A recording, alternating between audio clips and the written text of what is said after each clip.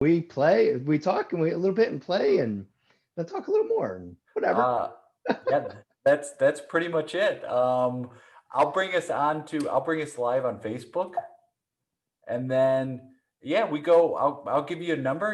You pick the number, and then based on that, we do our thing, and then however you want to play. Like we got sometimes people do like a mono scene. A lot of them been like real time, but if you want to jump around or anything like that, I'm game for however you want to play it. All right. I never know. Like, actually, I've only been doing long form since like the pandemic broke.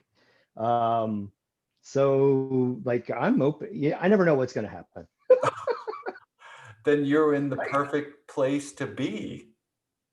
Yes. Oh, Yeah, absolutely. have you been doing a lot of like virtual improv? More so practice. So you have actually had several people from a group I'm working with. Oh, I see we're going live. Yeah. Um, Yeah. What so group are you with? we Greg Tavares and Monika Azdarska from Poland and Oh yeah. Andrew Heffler and Francis J. Villanueva. No, Yeah. yes. How did you all connect? So like when this all went down, I think my feeling is Greg from Theater 99 was trying to figure out how to, continue making a living doing improv and started offering some free classes. And we all just connected and kind of when his classes ended up, we just all stuck together. And it's Oh been my, a great experience. I mean, the silver lining is being able to connect with people, and you're doing it with people all over the world. Yeah, I mean that's so cool. I made the comment somewhere recently, and it was that for each of us, our improv worlds have grown exponentially, but then the whole improv world has kind of shrunk at the same time. So Yeah. what a great place to be. I mean, it's like, yeah, it's this ecosystem and everything's changed now. Like there's no longer like these territories of where'd you study or where you play. It's like I heard my friend Stephanie said, well, I'm physically in, and that's how she introduces. She's like, well, I'm physically in Miami, and I love that idea. Yeah, I mean, what an opportunity. And I love that all the improvisers are, taking sour grapes and making sweet wine out of it. So Oh, I love it. Sour grapes into sweet wine. Well, let's do this, my friend. Give me a number between 1 and 54. wow, 54 options. That's right. Let's go 47, but so you don't have to count that high, Oh, go back from the end. all right. So good old number 47. Here we go. 54, 3, 2. Let's see. 47. 25. All right, here we go. Blah, blah. How exciting. This is so exciting. 50, 49. Okay, so this comes from Judy. Oh, Judy Weatherbee. The suggestion is willful disobedience is our suggestion. Is willful disobedience. Thanks, Judy. Yes, thank you, Judy. Well, this will be fun. Yeah. Right. Absolutely. I love your enthusiasm. Oh, thanks, man. I mean, I'm usually a straight laced kind of guy. And now the fact that I'm doing something this is totally out of my comfort zone and my character, but I'm getting a big rush from this. I knew Tommy that you would get so excited about this. I knew you were the man Yeah. to come along. I mean, when you asked me, my instinct was to be like, no way. But my mouth was like, yeah, absolutely, I'll tag along. And I'm so glad I did, Frank. I am so glad. I think I'm out of my comfort zone, which means I'm growing. That's what they say. There's no growth in the comfort zone and no comfort in the growth zone. I mean, wow. Wow, there is no comfort in the growth zone. Oh my God. Oh my God. Oh my God. Frank, that's an amazing phrase. There's no comfort in the growth zone. Yeah, Tom. I'm, you know, I know that this is a little bit of a stretch for you. Yeah. So I'm here to support you. I'm here to, like, I got your back. Oh, God. I mean, I've never been a part of a protest before. I know, Tom, and you made the best signs for us. Oh, Yeah, Tom. Like, we ain't leaving. We ain't leaving. And also I'm a stickler for grammar. So the fact that I have a sign that, I mean, we can get into the whole ain't or isn't. I mean, that's a whole nother argument, but I was real uncomfortable doing it, but I'm like, no, you know what? I'm jumping in 100% here. Frank's got my back and you got my back. yeah, yeah, Tom. I'm like that ain't that's like that is a huge step for you. Yeah. Yeah. Yeah. I'm gonna ignore. I mean, my stomach is doing flip-flops. I'm not gonna lie. I'm gonna ignore it, and I'm gonna do opposite of what I'm feeling right now. And I'm feeling inside nervous, but that I'm with you, it's making it a lot easier. So thank you. Yeah. Tom, Yeah, Frank. watch stepping on the grass there. Oh, you're right. You're right. I love your sign too. Yeah. Yeah. Hell no, we won't go. I mean, it's classic rhyme scheme for a protest sign. Yeah, I was gonna put heck, but it just I knew where you were going and it inspired me. I inspire you. Yeah. Yeah. You have been, you didn't realize that, did you? No, no, no, no. I always thought that, you were the inspiration. I never thought that I inspired you. You inspired me to like color in the lines sometimes, to not be like so far out there.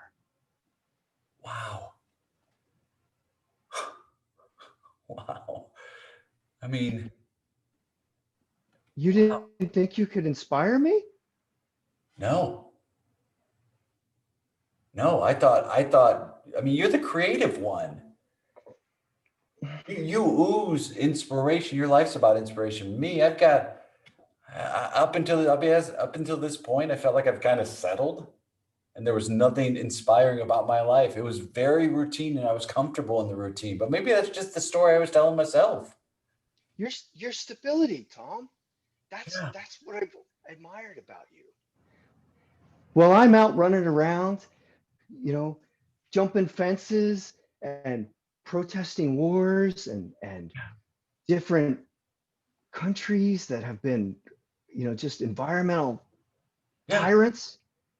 Yeah. You're the one I think of. Yeah. Oh my God. You're gonna make me cry. You're gonna make me cry. Oh, well, it's I've been doing it all for you. You know, you're my younger brother, and I want to leave you. I want a better world for you. Oh, what? What? Really? Yeah. Wow. This is, it's very strange. Like maybe my whole life I've been protesting me. Wow. You've got so much, Tom. Like, why would you protest all that stability, the family? Why? Because I think it's not good enough. I think, my whole life I've been labeled as potential. And I think like I'm not able to live up to that potential, but maybe that potential is is good enough. Potential is good. Realizing potential is good, but realizing you have potential, Tom, that's the first step. Seriously, Frank, I'm gonna cry if you keep talking about this because I've overlooked my whole life. You've been living. Oh, oh, I think what you've been overlooking, Tom, what? is the blessings in your life. What? Come on. Yeah. I've always looked at not having enough, and I have enough. Oh man, Frank.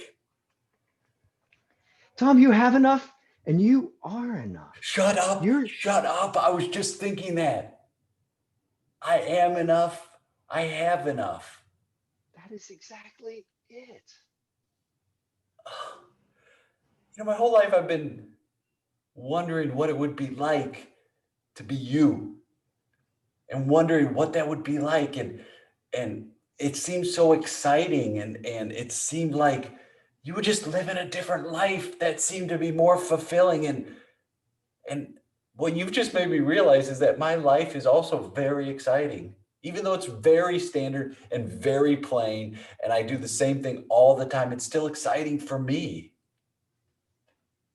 It's exciting for you because it's what you chose.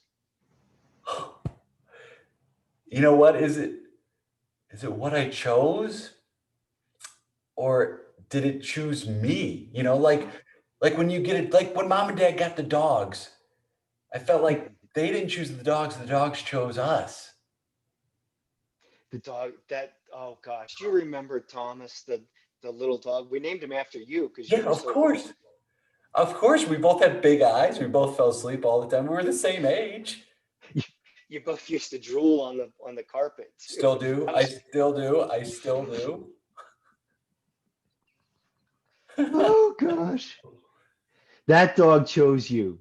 That dog, like he would walk by everybody else in the room straight to you. He was loyal. He was loyal, and I'm loyal. And I don't have to look outside myself anymore for any validation. I don't need to look to your life is good, but my life is also good. I don't have to look at this as some sort of competition between brothers. That's right. That's right. You you know, Yeah. even right now, you're inspiring me. Yeah. This turn of acceptance, Tom, it's like maybe I should stop chasing these dreams and just more like Tom. I mean, chasing the dreams that you're going to change the world. Maybe you've already changed the world. Yeah, I have. Maybe I have changed the world. But maybe it doesn't even matter. Maybe what matters is right here. Hey, you know what? Hell no, we won't go. Yeah. Hell no, We won't we go. won't go. Hell Hell no, no, we we won't won't go. go. You We- know what, Tom? What, bro? I ain't leaving. This takes on a whole new meaning today, I'm not going to leave you. and I ain't gonna go. Brothers, man. Brothers, Brothers. scene. Yay! Oh, Charlie, that was so fun. I love how you choose to play optimistics. Oh, thanks. I mean, the way I look at it is like, this is the one place we can be optimistic if we want to. So like, it's more fun to play that for me right now than to play conflict or like grit or anything like that. I just like to make more choices of people liking each other. Yeah, yeah, absolutely. And finding things to like in their relationships. I mean, I think if you're interested in your scene partner and what their ideas are, it becomes a lot more interesting and you can build this stuff together rather than like making this a competition between two Mhm. people. It's like, I don't know, create that stuff together, see where it can go. I feel like it always goes somewhere more interesting. Right, right. And then like I love the concept of two brothers who don't um, who look up to each other but don't realize that they're looking up to each other. Well, what's funny is I got a text message from my brother he's in a very like, you know, I in that scene, I was more like the person he was, and I think you were more like the person he thinks I am. And I got a message from him the other day. He's like, "Hey, I'm proud of you." It was like out of the blue, and I was like, what are you talking about?" And he goes, "Oh, I just want you to know. I don't know. You know, we had this whole long conversation about just making sure people know that, and it's like, oh, you kind of." Always think when you get nervous, or you feel this imposter syndrome. You always feel like, oh, that person, they've got the life, and it's like, no, Mhm. you both have the life. It's just finding that attitude, that gratitude and appreciation, which can be hard, especially now, man. That's true. There is so much going on, and So much. I think among the improvisers I know, I think everybody is kind of at the Zoom fatigue point right now, and the holidays and everything. But I just I love that people are still reaching out and doing improv and making friends and connections and Well, I mean, what alternative do we have, right? We don't have, at least for most of us in the States, you don't have that option to go somewhere and get, and I think globally it's that way too. We're seeing a lot of more like restrictions across the globe. So it's like, well, it's this or nothing. And it's okay if you go, I don't want to do it. But for me, I'm like, oh no, the chance to meet people or play with people I know or people I don't know, that's more exciting. yeah, yeah. I mean, how many of these have you done in this time frame? Uh, it's over two. I think it's like it's closing on 250, I think. Over Wow, 200, yeah. And the reason it started was like I was so intimidated by technology that I'm like, if I don't do a bunch of these, I know it's here I know this pandemic will be here for a while. I knew it was gonna be Mhm. like not just a few weeks. So I go, if I don't jump in and try it, then I'm going to be so intimidated by it. I'm not going to do it. And I have to figure out how to make this work. So and you had time, back then it was like, oh, you have a bunch of time to do it. So I just started reaching out to people and it became it's easier as it went. And then it became like, oh, it's a new way to do it. It's not like trying to recreate what you do on stage. It's like, no, let's try and recreate a connection virtually, and you've been doing that as well. You've been on a team with people throughout the globe, like the Right. Philippines Yeah. and Poland, and like, how did you get started in improv, and then what led you to that amazing opportunity? So I actually got started in improv here in Richmond at ComedySportz, and it was through my son actually, who's he did a summer camp. We They do a great program with summer camps. They're Yep. week long, and then he got into they have leagues for the middle schoolers and high schoolers, Middle and he got school. Oh my into God, middle school. yeah, yeah. And I will tell you, like, watch kids. I think you Yeah. teach some kids, but kids doing improv, especially like their take on things, you think a middle schooler doesn't, you think they're obsessed with the things we picture them obsessed with, but they start with some political commentary Oh, it's and great. it's sharp. It's It's great. They're smarter. As improvisers, we tend to play kids and old people dumber than they are. Kids are real smart and they are really in the moment and they don't have as many layers of defensiveness that we do as adults. So they really are fun to watch play. And if you watch them play like parents, it's like play your parents, they're always yelling. They're always saying no and yelling because that's what they think parents do. well, that makes us, as parents, it makes you wonder what you're doing. Yeah. Yeah. But So that was how my son got involved. And then, of course, he's there. So we're hanging around the theaters. And I was encouraged to take a sampler class. And then that was a a boatload of fun, and it just went from there. And I've been a minor league player there for about a year and a half now. So yeah. It's no like surprise to a lot of folks. I love comedy sports. I love that they make you play clean, that you can't be dirty. And it was the first group, like I was in there for a while and I really got my feet under me as far as an improviser goes, and understanding how to play the show, not just like these games, but like it's an entire show. So you have to keep in mind there are things in that are going to happen, and you just have to find your place in the show. And so I'm a big fan of comedy sports. I love it. And I love the fact that they have middle school leagues and high school leagues. I mean, it's a franchise, so they're all throughout the world right now too. Yeah. What a great organization. And there's so many just wonderful theaters and groups doing things. And like I said, Greg Tavares at Theater 99 Yeah. reached out at the beginning of Yeah. the whole shutdown and started teaching some classes. And we got a group that formed out of there. And it's just been like to meet people online, spend a couple hours each week with them. And then, you get to know them and you have fun, and then you have conversations outside of improvising. And it's just such a great experience right now. I mean, who could have ever guessed you would be able to connect with people globally, right? As easy as you can. I mean, Yeah. it's like we can now reach out and there's no money barrier. You don't have to travel anywhere. You can just turn on your computer and bam, you're improvising with someone from another country.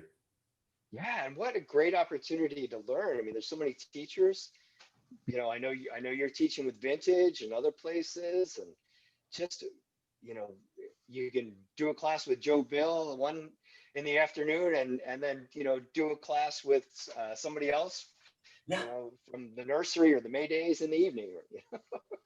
And you have to do them with Joe in the afternoon. I don't think he'll get up early, but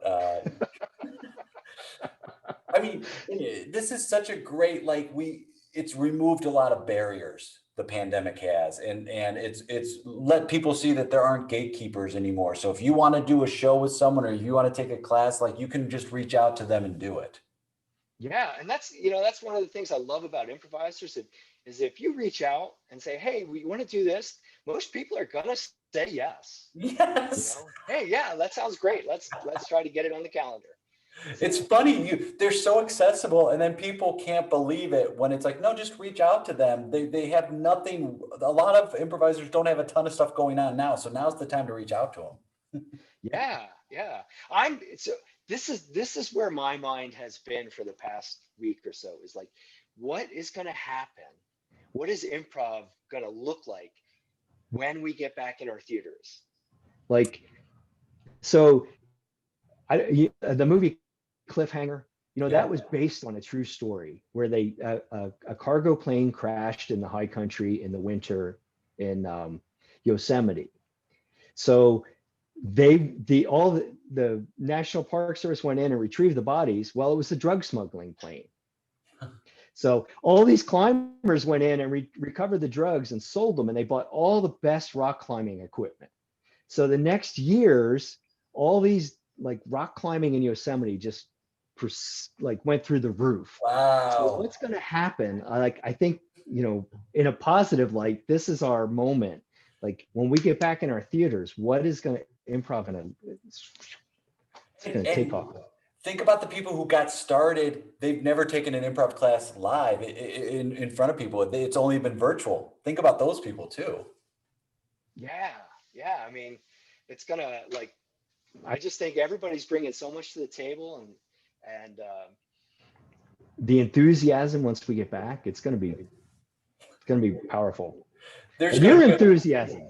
Oh, you're spreading light and enthusiasm throughout the world, Jay. Oh, you too. I mean, I love your vibe. You're such a positive person, and I do think it is a time of darkness, and so the more light we can share, the better. And I think once the restrictions are lifted, you're going to see so many meetups as well. You're going to see people let's do road trips. Let's take trips. Let's do destination shows. I don't think it's going to end. I think it's now a tool that's added to what we have. And now the exciting part is, how do we combine it? How do we combine virtual with a staged experience? What can we do? So I think it's opened up the possibilities, which had always been there, but no incentive to do it. Right, right. And that's what, I think if you had said to improvisers a year ago, hey, let's try improv online, everybody would have been like, what? No way. They're like, And here we all are. And here we are, like, clinging on to it, right? Yeah. Where, if people want to follow you, they want to connect with you, check out shows you're doing or things, through social media, like, what's the best place they can do that? I'm on Facebook, so they can reach me there, Charlie Comley at Facebook. And we have a group called Talisman that we're looking for some shows to do. So keep an eye out for that as well. And thank you, Jay. Thank you for all you're doing. Charlie, thank you so much. It was just such a pleasure. And thank you for taking time out of your day. And whether we're going to do this again, virtual or in person, I can't wait to play with you again, my friend. I'm sure we'll cross paths at some point, Jay. All right. Bye, my friend. Thank you. Bye.